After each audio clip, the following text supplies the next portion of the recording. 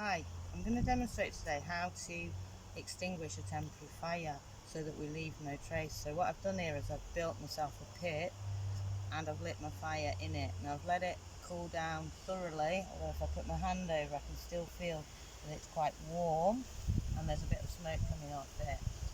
What you'll notice, what children will notice, is as the fire cools down, the embers change from the orange and white of the flames to the greys and blacks of the charcoals. So in order to cool this down thoroughly, I need to get a stick and spread it around. So keep spreading it around. This breaks up the embers and helps with the cooling process. There's still a bit of smoke coming off that, so I'm going to keep it, mixing it up for a bit, spreading it around. Okay, so my hand over again. Still quite a bit of heat coming off that, so I'm going to carry on spreading it for a bit. I could use a heat-proof glove for this, and maybe with children that's what you want to do.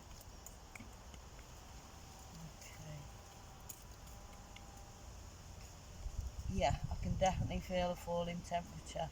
So the next step to put the fire out, I need to get some water, and I'm going to put a bit on a time, spiralling round from the outside into the middle.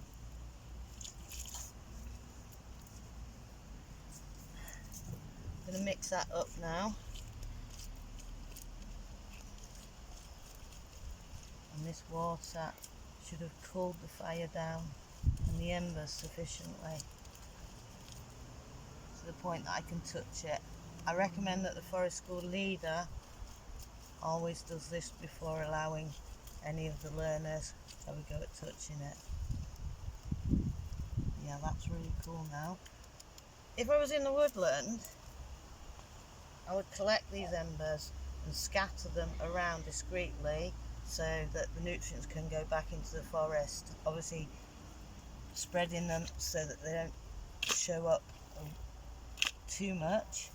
But what I'm doing here is I'm in my allotment, because I want to use these embers in specific places in my allotments. I've just put it into this pot for now.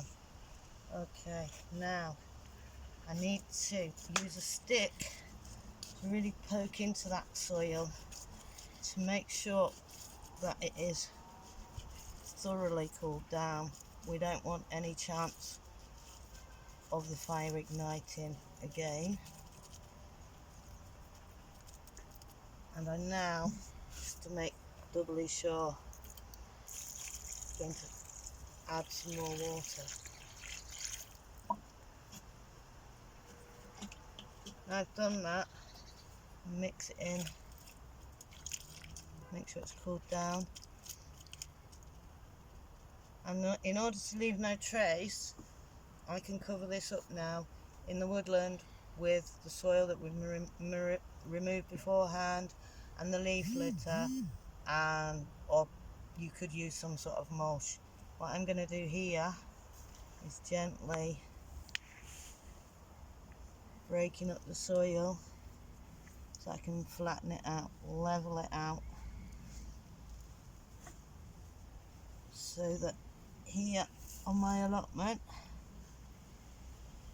I have left no trace of the fire. Thank you.